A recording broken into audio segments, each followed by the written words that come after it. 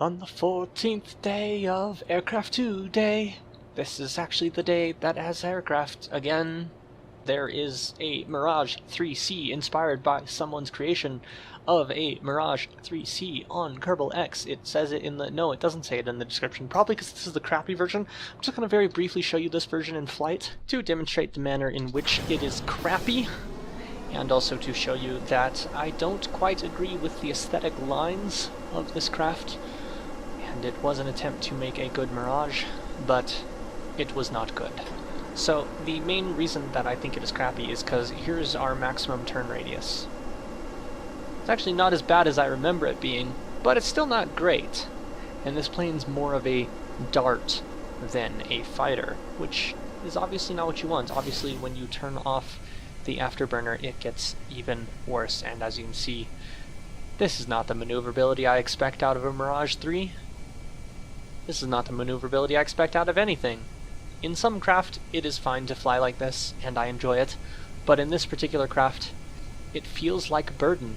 So I'm just gonna have us set down at a, oh, not that, I didn't mean to go that fast, but they're fine. They've only got 0% damage again. Wow, it's amazing. And now for the true version of today's plane, the Chimera IIIC, because it's not quite a Mirage, but I do like it much better than that other version, and you can see it is modified just a bit. We have more of these NCS adapters inside the fuselage here, as well as a regular fuselage to make the fuel capacity of this craft, while also maintaining the exterior aesthetic and also having lower drag by having a fairing around the majority of the aircraft. You can see it is a bit bulky, and of course at the lowest point it is pretty close to the bottom of the landing gear, so that is not entirely safe. However, I am much happier with this design than with the other design, and you can see here I have the Mirage 3 replica that this is based on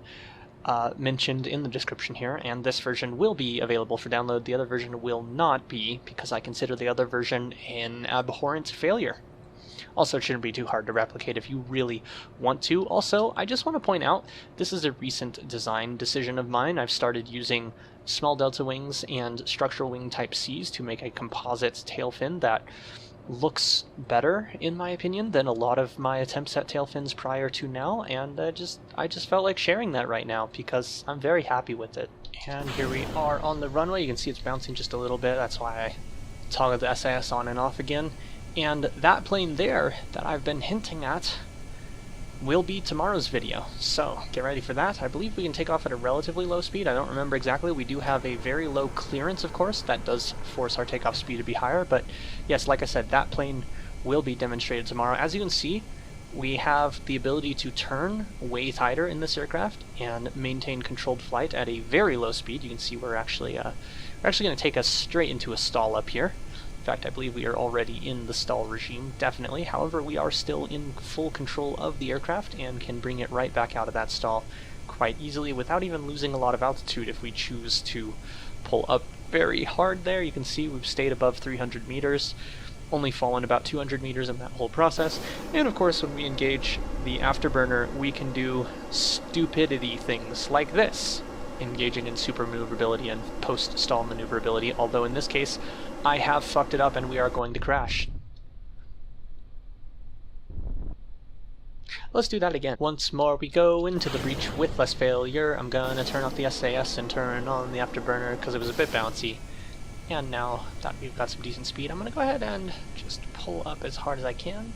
And you can see we pull off the ground at a little bit lower speed. We did actually scrape the I forgot what you call it, the fairing on the ground there just a little bit. However, we didn't scrape it badly enough to cause an issue. So one of the things that adds to this plane's maneuverability is that it is a fairing-based aircraft.